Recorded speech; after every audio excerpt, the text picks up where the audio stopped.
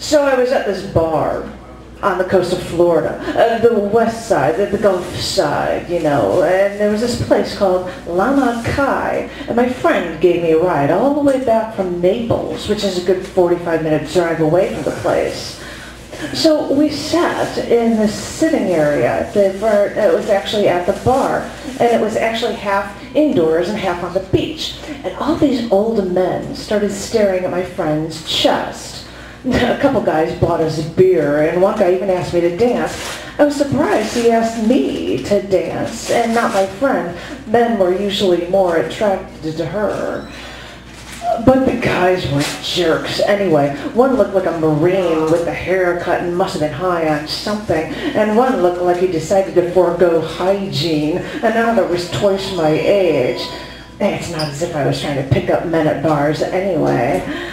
So after a while, I couldn't stand being at the bar next to the reggae band that was playing. I never really liked reggae music anyway. I mean, it's too slow to dance to. So I begged my friend to come walk with me out on the beach. Christ, I felt like a 10-year-old with a bucket and shovel when I kicked off my black suede shoes and ran into that water. I always love the feel of sand when it's drenched in water. It feels like clay as it seeps around my toes, pulling me into the ground. So there I was, splashing in the water, wearing a black sequin dress, throwing my purse at the shore, taking a swig from my can of Miller Lite. This was life, I thought, pure and simple. An army couldn't have dragged me out of that water. So my friend found some guy to hit on, as she usually does, and she wanted me to hit on her friend. I found him ugly as all sin and impossible to talk to. I told him that one of the rafts on the beach was actually mine, and instead of driving to the bar, I sailed. And he believed me. I told my friend flat out that I would not go with him. She was pissed that I didn't find this man good looking. So then he strolled up from the bar to the beach, an intriguing stranger, and he walked right up next to me. He stood in the water, still wearing his shoes and long pants, seeming to know that I needed to be saved by a knight in shining armor.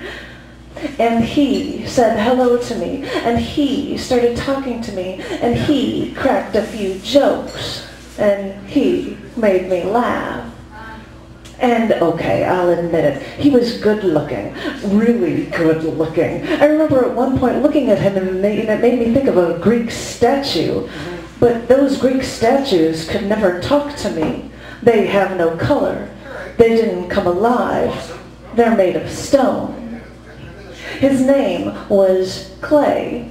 And when we talked, he talked and he crept into my pores the way sand made its way between my toes. His voice tunneled through me, boring me hollow, making me anxiously awake to be filled with more and more of his words. My friend disappeared with her newfound monosyllabic lover for hours, long after the bar had closed, leaving me stranded. There I was, 45 miles north of my home at 2:20 in the morning with no mode of transportation. It could have been worse. I could have been somewhere other than on a beach. I could have been sober, and I might not have had a knight in shining armor named Clay to save me. And as he drove me home, an hour and a half out of his way, I couldn't help but run my fingers through his hair. It was an uncontrollable impulse, like the urge to drag your fingers deep into the wet sand. I told him that I was just trying to keep him awake for the drive. It's almost better if I never see him again.